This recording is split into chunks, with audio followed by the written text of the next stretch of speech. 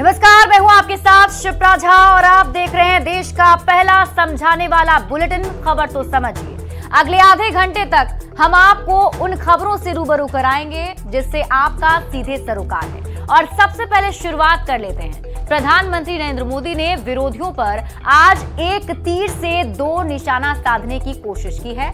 दो बड़े आयोजनों के जरिए पीएम मोदी ने दो बयान से विरोधी गठबंधन को बड़ा संदेश दिया है। एक तुष्टीकरण और दूसरा गुलामी के प्रतीकों को खत्म करने वाली बात, जिसे पीएम मोदी ने डंके की चोट पर अपने कार्यकाल में किए गए फैसलों के जरिए बताने की कोशिश की है। सबसे पहले आप ये रिपोर्ट देख लीजिए, फिर खबर को समझिए। राष्ट्र की एकता,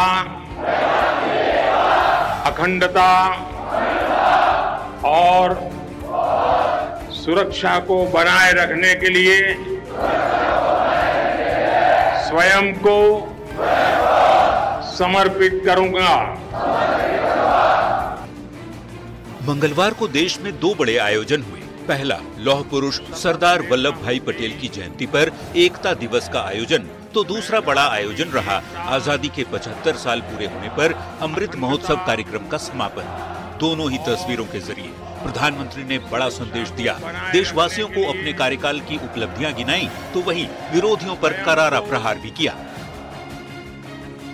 गुजरात के नर्मदा जिले में बनी दुनिया की सबसे ऊंची सरदार वल्लभ भाई पटेल की प्रतिमा के सामने प्रधानमंत्री मोदी ने देश के विकास में बाधा बनने वाली तुष्टीकरण को लेकर पहला वार किया।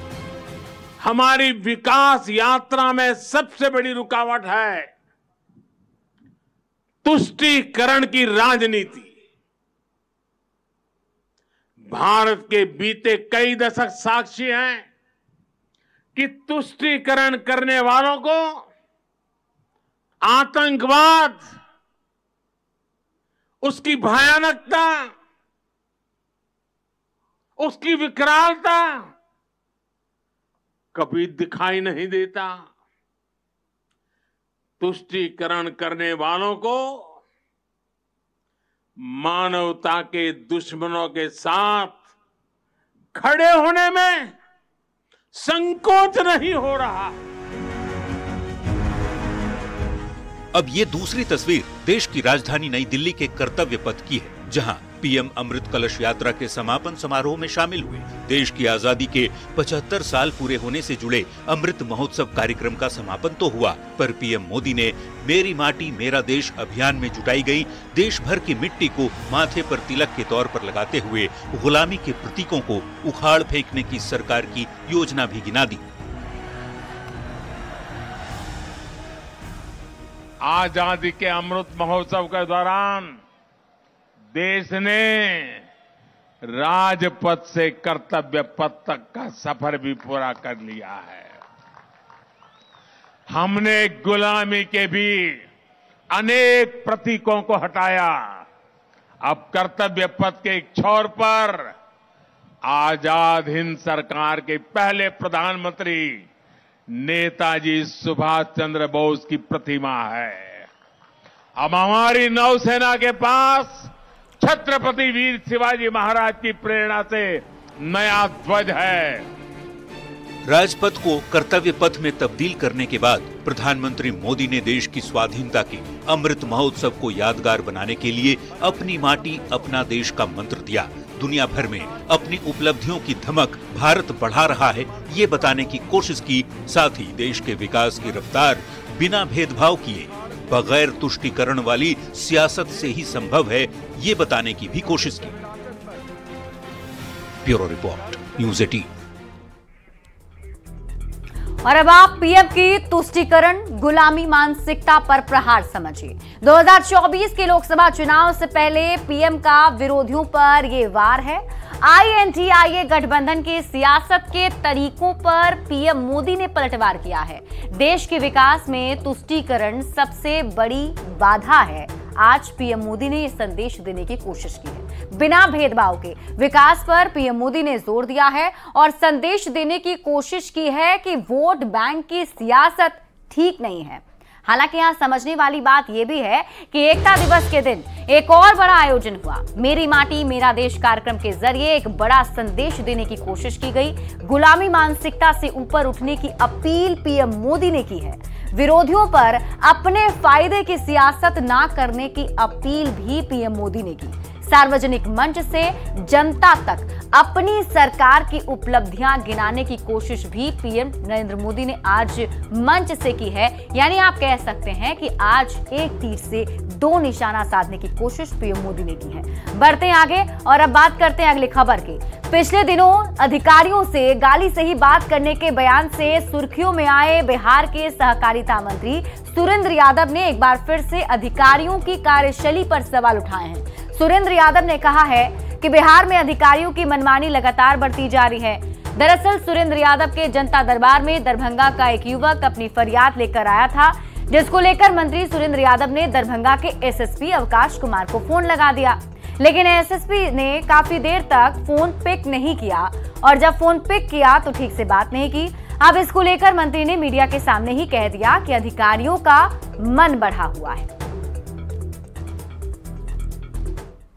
को हम लगा रहे थे कि राष्ट्रीय नेता है शरद यादव और राष्ट्रीय नेता की मूर्ति को कोई तोड़ दे रहा है, तो ऐसा इसको उपाय कर दीजिए कि जो सुरक्षित रहे मूर्ति, ताकि उप मुख्यमंत्री जी इसको उद्घाटन कर सकें। तो हम काफी देर से एसपी दरभंगा से अनुरोध करने के लिए और इसका बात रखने के लिए फोन लगाए, तो जो सामने आया वो आप लोग सुन लिया, आपके मोबाइल में रिकॉर्ड हो गया। अब इस पर एसपी साहब समझें कि जनता कैसे काम करते हैं। काफी देर से हमको लगता है कि 45 मिनट से हम लोग प्रयासरत हैं और 45 मिनट में अब तक एक बार भी नहीं उठा। तो जनता का फोन कैसे उठाते होंगे सर? तो इसको मैं आगे जो उच्च पदाधिकारी है, वरीय पदाधिकारी है, उनसे हम बात करेंगे।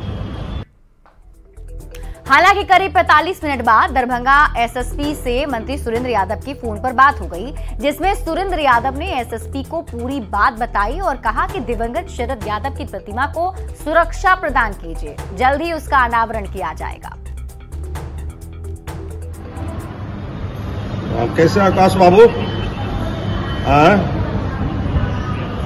कहीं बतिया रहे तो पहले नहीं बात कर लीजिए होटल के बारे में, फिर हमसे बात कीजिएगा। हेलो, पहले आप होटल वाले से बात कर लीजिए, फिर हमसे बात कीजिएगा।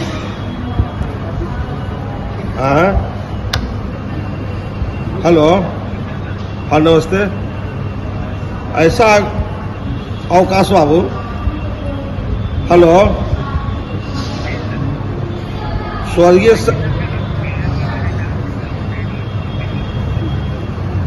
अच्छा, ये स्वर्गीय शरद यादव जी का मूर्ति एक धनंजय कुमार है, उन्होंने बनवाया बेचारा, और उसका मूर्ति जो है से सुरक्षित नहीं रह पा रहा। थाना है घनश्यामपुर, हाँ, तो मिला है तो उसको आप सुरक्षा प्रदान कर दीजिए, उसको जल्द से जल्द उसका उद्घाटन हो जाएगा।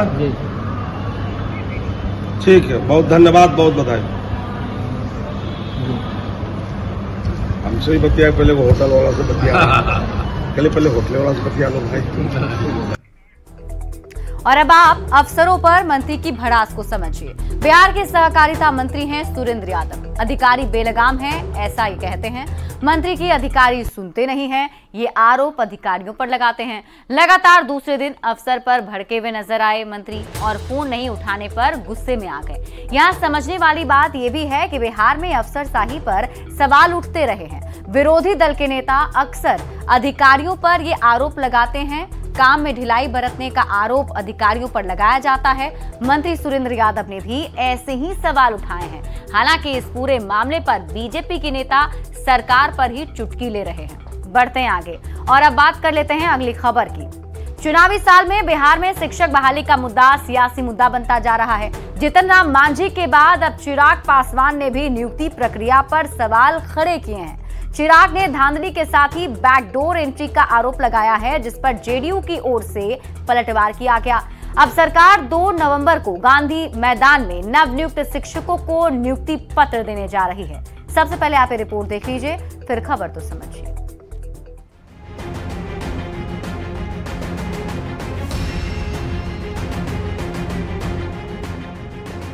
शिक्षा व्यवस्था में सुधार की तैयारी बिहार सरकार जोर शोर से कर रही है। विभाग से लेकर अधिकारी तक जी जान से एजुकेशन सिस्टम को ट्रैक पर लाने की कोशिशों में जुटे हैं, पर बिहार में शिक्षक बहाली का मुद्दा सियासी तौर पर तूल पकड़ने लगा है। लोक जनशक्ति पार्टी राष्ट्रीय के अध्यक्ष चिराग पासवान ने शिक्षक नियुक्ति की प्रक्रिया पर सवाल खड़े करते हुए बड़ा आरोप लगा डाला है। चिराग कहते हैं कि बैकडोर से शिक्षकों की एंट्री कराई जा रही है और नीतीश अपनी सियासत की खातिर युवाओं का भविष्य दांव पर लगा रहे हैं। जिस तरीके से धांधली इस नियुक्ति में हो रही है, this is like an open secret, हर किसी को पता है कि कैसे बैकडोर एंट्री की जा रही है, कैसे बैकडोर चैनल किया जा रहा है। मेरे मुख्यमंत्री की बड़ी महत्वाकांक्षाएं हैं, प्रधानमंत्री बनने के वो सपने देख रहे हैं। ऐसे में डोमिसाइल नीति को हटाने का फैसला यकीनन उसी उद्देश्य के साथ किया गया है, ताकि वो देश भर में दिखाएं कि देखिए बिहार में हमने इतने लाखों लोगों को देश भर के रोजगार दिया। चिराग के वार पर जेडीयू की ओर से पलटवार किया जा रहा है। पार्टी सांसद सुनील कुमार पिंटू कहते हैं कि शिक्षक नियुक्ति में पूरी पारदर्शिता बरती गई है। यदि कोई गड़बड़ी है तो अदालत का दरवाजा भी खुला है। रह गई बात कि अगर शिक्षक की नियुक्ति में अगर किसी को लगता है कि कुछ गड़बड़ी हुई है तो न्यायालय खुला है, आप न्यायालय में जा सकते हैं, सारे पेपर सबमिट कर सकते हैं कि कहां गलती हुई है। इधर महागठबंधन की सरकार 2 नवंबर को गांधी मैदान में नवनियुक्त शिक्षकों को नियुक्ति पत्र सौंपने जा रही है। मंत्री संजय झा ने इसे ऐतिहासिक कदम बताते हुए सवाल खड़े करने वाले बीजेपी पर निशाना भी साधा है। जो मुख्यमंत्री जी ने बिहार की जनता से प्रॉमिस किया था, उसी क्रम में इतने बड़े स्केल पर 1,20,000 टीचर का नियुक्ति पत्र मेन पटना के गांधी मैदान से और फिर अन्य जिलों में एक साथ बांटा जाएगा। शायद देश में या बिहार में तो कभी इस लेवल का रिक्रूटमेंट हम लोगों का लाइफ टाइम। लेकिन आपके विरोधी सवाल खड़े कर रहे हैं। उनका काम तो सवाल खड़ा करना ही है। बिहार में शिक्षकों की नियुक्ति का मुद्दा सियासी रंग भले ले रहा हो, पर सरकार पूरी तरह शिक्षकों को नौकरी देने के अपने वादे पर कायम है। दावा तय समय पर नियुक्ति पत्र बांटने का किया जा रहा है, जिसे 2 नवंबर को यादगार बनाने के लिए गांधी मैदान को आयोजन स्थल चुना गया है। न्यूज़ 18 के लिए दिल्ली से अमितेश सिंह के साथ पटना से आनंद अमृतराज की रिपोर्ट। और अब आप शिक्षक बहाली को चुनावी मुद्दा बनाने को समझिए। बिहार में शिक्षक बहाली का मुद्दा लगातार गर्माता जा रहा है। बीजेपी ने सबसे पहले शिक्षक बहाली में घपले का आरोप लगाया और इसके बाद इसमें जितना मांझी ने भी सवाल खड़े कर दिए। अब चिराग पासवान भी भर्ती प्रक्रिया पर सवाल उठा रहे हैं। बैकडोर से नौकरी देने का आरोप चिराग पासवान सरकार पर लगा रहे हैं। चिराग पासवान के आरोपों के बाद सरकार पर ये लगातार हमलावर है और भर्ती प्रक्रिया में गड़बड़ी की शिकायत कोर्ट में करने का चैलेंज भी दिया जा रहा है। बेवजह शिक्षक भर्ती की प्रक्रिया को मुद्दा बनाने का आरोप अब सरकार की तरफ से लगाया जा रहा है। यूपी के शिक्षकों की भर्ती पर सवाल उठाए जा रहे हैं। नीतीश सरकार पर अपने सियासी फायदे के लिए डोमिसाइल पॉलिसी हटाने का आरोप भी चिराग पासवान सरकार पर लगा रहे हैं। हालांकि इसका जवाब सरकार की तरफ से भी दिया जा रहा है। बढ़ते हैं आगे और अब बात करते हैं अगली खबर की। प्रदेश बीजेपी अध्यक्ष सम्राट चौधरी ने एक बार फिर बिहार में शराबबंदी फेल होने और बढ़ते अपराध पर मुख्यमंत्री नीतीश कुमार पर निशाना साधा है। सम्राट चौधरी ने कहा है कि बिहार में शराबबंदी कितनी सफल है ये एक एक आदमी को पता है। इतना ही नहीं, सम्राट चौधरी ने यह भी कहा कि बिहार में बीजेपी की सरकार बनेगी तो अपराधी या तो बिहार से बाहर होंगे या फिर उनका पिंडदान होगा। इस बिहार को श्रेष्ठ बनाना है और श्रेष्ठ तब बनेगा जब सरदार साहब के सपने को साकार करेंगे, डॉक्टर श्यामा प्रसाद मुखर्जी के सपने को साकार करेंगे, पंडित दीनदयाल उपाध्याय जी के सपने को साकार करेंगे, आदरणीय नरेंद्र मोदी जी के सपने को साकार करेंगे, तो दो चीजें बड़ा स्पष्ट है, दो गारंटी एकदम कंफर्म है साथियों। एक गारंटी, नरेंद्र मोदी जी जब तक देश के प्रधानमंत्री हैं तब तक भ्रष्टाचारी को जेल जाना पड़ेगा, ये पहली गारंटी है। और यदि आपने भाजपा की बिहार में सरकार बनाई तो हम आपको आश्वस्त करते हैं कि भारतीय जनता पार्टी, चाहे उत्तर प्रदेश हो, मध्य प्रदेश हो या गुजरात हो, जहां प्रदेश में भाजपा की सरकार होती है, वहां या तो अपराधी नेपाल चले जाते हैं, नहीं तो उसका गया में पिंडदान होना शुरू हो जाता है। इसलिए साथियों, अपराध मुक्त बिहार बनाना है और अपराधी जब भागेंगे तभी बिहार सुंदर बनेगा, बिहार विकसित होगा। और अब आप सरकार के खिलाफ सम्राट चौधरी के तेवर को समझिए। बिहार में शराबबंदी लागू होने के बावजूद नशे की खेप लगातार मिलती रहती है। अपराध पर काबू पाने के दावों के बावजूद क्राइम का ग्राफ भी बढ़ता जा रहा है। सरकार पर अपराधियों को संरक्षण दिए जाने का आरोप बीजेपी की तरफ से लगाया जा रहा है। सरकार पर शराब माफिया को संरक्षित करने का आरोप भी लगाते हैं। इसके साथ ही चुनाव से पहले बीजेपी का सरकार पर तेवर गर्म है। जनता तक संदेश पहुंचाने की कोशिश हो रही है कि सरकार हर मोर्चे पर फेल है। ये बताने की कोशिश बीजेपी के एक नेता जनता को कर रहे हैं और अगले चुनाव में बीजेपी के प्रति माहौल बनाने की कोशिश की जा रही है। चुनाव जीतने पर लॉ एंड ऑर्डर सुधारने का दावा किया जा रहा है। लोगों से वोट देने की अपील की जा रही है, यानी कि 2024 के लोकसभा चुनाव के लिए अभी से ही पिचिंग तैयार कर रही है बीजेपी की तरफ से। बढ़ते हैं आगे और अब बात करते हैं अगली खबर की। मेदिनीनगर में लगे रोजगार मेले में पलामू, गढ़वा और लातेहार के 5000 से ज्यादा बेरोजगारों को नौकरी की सौगात मिली है। मुख्यमंत्री हेमंत सोरेन ने कई बेरोजगारों को ऑफर लेटर थमा दिया है। मेदिनीनगर पुलिस स्टेडियम में लगे रोजगार मेले में नौकरी का तोहफा पाकर बेरोजगारों के चेहरे भी चमक उठे। क्योंकि आज हजारों की जांच के नाम पर अलग अलग एजेंसियों के माध्यम से उसमें भी रोड़ा लगा देता है।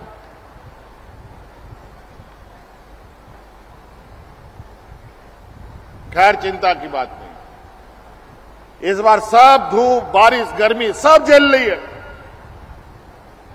और सबको हम लोगों ने हंसी खुशी पार किया।